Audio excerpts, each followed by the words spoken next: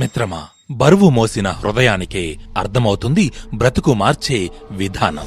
నీ ప్రాణం పోతున్నా నీ ప్రయత్నాన్ని అస్సలు ఆపకు.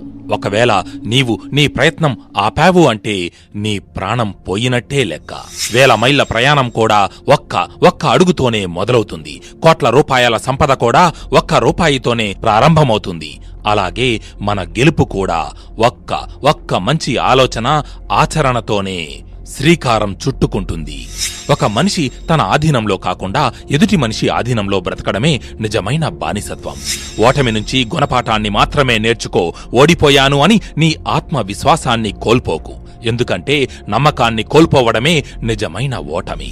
జరిగిపోయిన దాని గురించి ఎన్నడూ చింతించకు. ఎందుకంటే మనకు జరిగే మంచి మనకు ఆనందాన్ని ఇస్తే, జరిగిన చెడు అనుభవాన్నిస్తుంది. ఉన్నత లక్ష్యాలను సాధించే క్రమంలో తాత్కాలిక ఆనందాలను ఖచ్చితంగా త్యాగం చేయవలసిందే.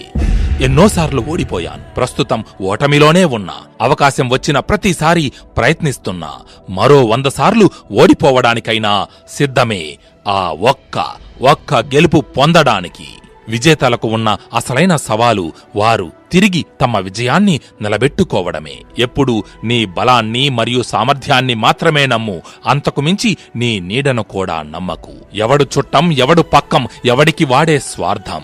ఆప్యాయత, ఆత్మీయత అంతా ఓ బూటకం.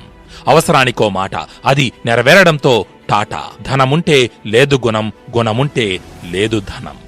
ఆప్తులు ఎవరు, ఆత్మీయులు ఎవరు, నింద వెయ్యని బంధువెవరు, కష్టమొచ్చినా నష్టమొచ్చినా నీ వెంట నిలిచేది ఒక్కటే, అదే నీ నీడ. మిత్రమా, పోయిన దానికోసం, పోగొట్టుకున్న దానికోసం వెతకకు. ఎందుకంటే పోయింది అంటే దానికి నువ్వు అవసరం లేదని, పోగొట్టుకున్నావంటే నీకు అది అవసరం లేదు అని. అది వస్తువైనా, మనిషైనా, బంధువైనా, ఇంకేదైనా సరే. ఆవేశంలో అన్ని అబద్ధాలే వస్తాయి. ఆలోచించి చూస్తేనే నిజాలు బయటపడతాయి. నా అదృష్టానికి నేనే కర్తను, నా ఆత్మనావకి నేనే సరంగును. మన శక్తి కన్నా సహనం ఎక్కువ ఫలితాలను ఇస్తుంది. సహనంగా, ఓపికగా ఉండడం అనేది ఎంత కష్టంగా ఉంటుందో దానివల్ల వచ్చే ప్రతిఫలం అంత మధురంగా